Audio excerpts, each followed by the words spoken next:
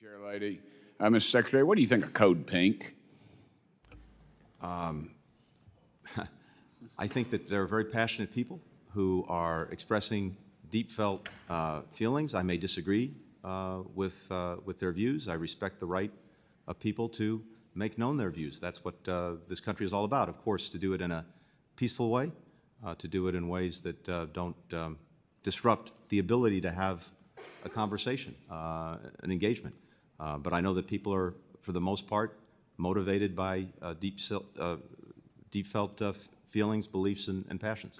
Well, I disagree with them when I'm crossing the street and a lady tells me they're going to kill my wife and daughter. So I think y'all need to rethink your supporter groups like that. Do you believe the Afghanistan withdrawal was a success? I believe that the President did the right thing in ending America's longest war.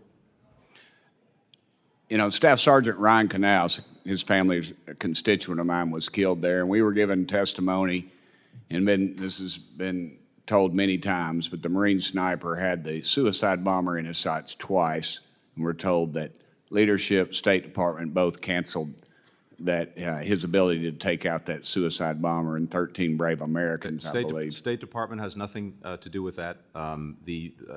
We don't give orders to the military. I know that that's you advise the military? We don't advise the military. We don't give orders to the military. Are you in contact with the military? Of course, yes, absolutely. All right. Should we be paying taxes to the Taliban?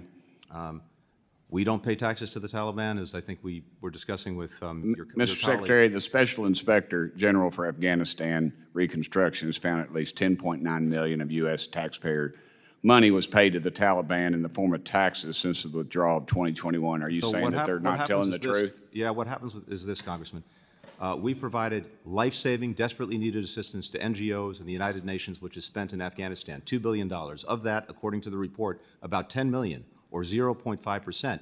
Yes, so $10 million, maybe not a lot to you, sir, but I can guarantee the people in Tennessee that's a heck of a lot of money. That's a heck of a lot of money.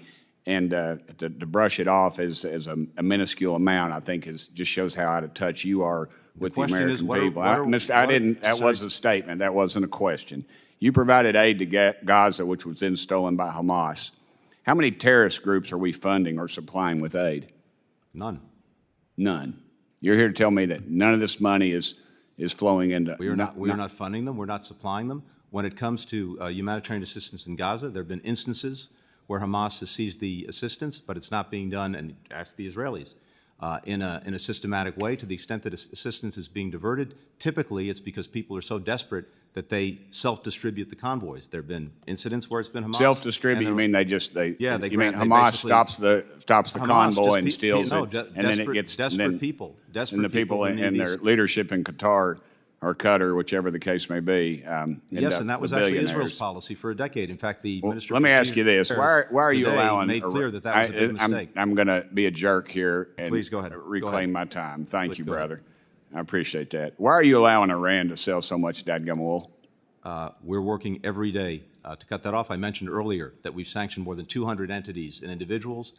We blocked more than 50 ships. We continue to look for others. We're working to deflag the ships, and it's an effort that we're making. Well, President Biden has lessened the sanctions on Iraq oil sales in February of 2021. Since then, it's been estimated Iran has made an additional $100 billion from selling oil. They were a bankrupt country, basically, when you all took over, and now they're literally rolling in it, and they're exporting that terror with if you look at their economic situation, I don't think that accords with the facts.